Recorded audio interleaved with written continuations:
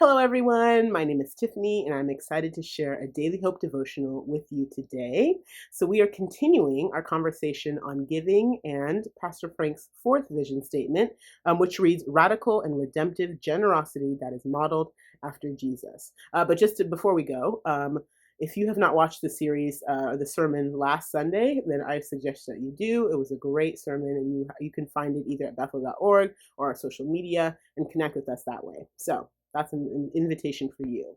Now, I'd like to read actually from 1 Timothy 6:17 and 18, which says, command those who are rich in this present world not to be arrogant, nor to put their hope in wealth, which is so uncertain, but to put their hope in God, who richly provides us with everything for our enjoyment.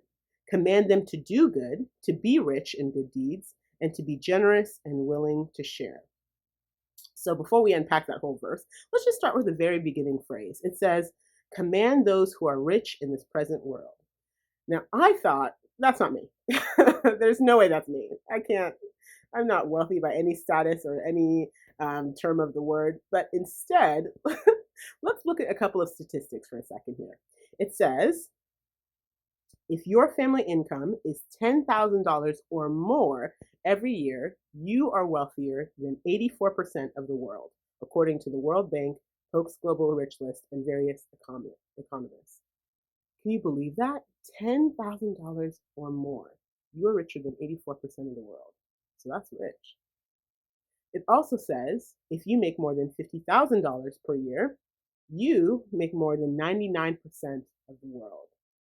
I mean, that blows my mind. I can't believe it. I was like, oh, I didn't realize the threshold was so low. So I guess I do qualify in the wealthiness, or those who are rich in this present world. I qualify. I'm like, oh, okay, well, guess what? It's talking to me. And for many of you, this applies as well. You are rich by the world's terms, so this verse absolutely applies to you. So let's see what it says. It says, not to be arrogant, nor to put our hope in wealth, which is so uncertain, but to put our hope in God, who richly provides us with everything for our enjoyment. We can't rely on material things to be our source of hope. They're too fleeting. They're just not consistent enough. For example, some of you may have had a job at the beginning of this pandemic, and now you don't have one. Some of you may have had a healthy savings amount in your bank, and now, due to just some illness or whatever it may be, now you don't have that anymore. I mean, there are so many factors, so many things that can go up and down. Perhaps some of you have had your houses foreclosed on.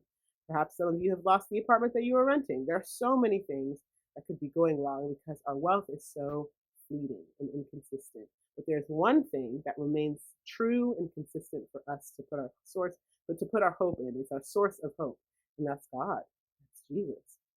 He modeled giving, and we'll talk a little bit more about that in just a second. But he modeled giving for us, and we can do the same because we have our hope in him and not in our material possessions, not in our wealth, not in just what we can see and touch and accumulate for ourselves. Now, verse 18 says, command them to do good, to be rich in good deeds, and to be generous and willing to share. It says to do good. Oh, I love it.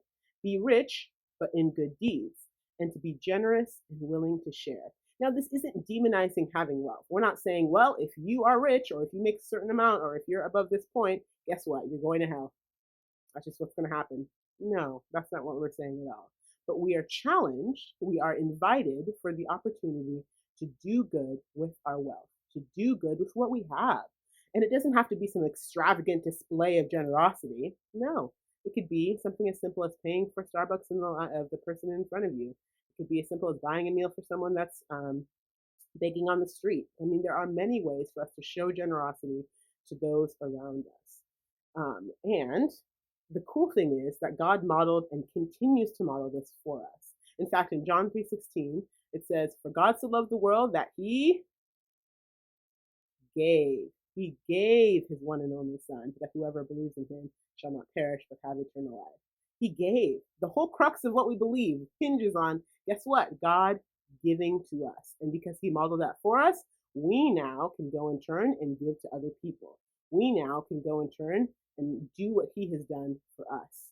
And I love that. I love that he's a God that's like, you know what? I'm going to put my money where my mouth is, and this is exactly what I'm doing, but I'm asking you to do it too. So that's important. Now, be blessed as you carry out the command this week and look for ways that you can give to people. I really encourage you to do so.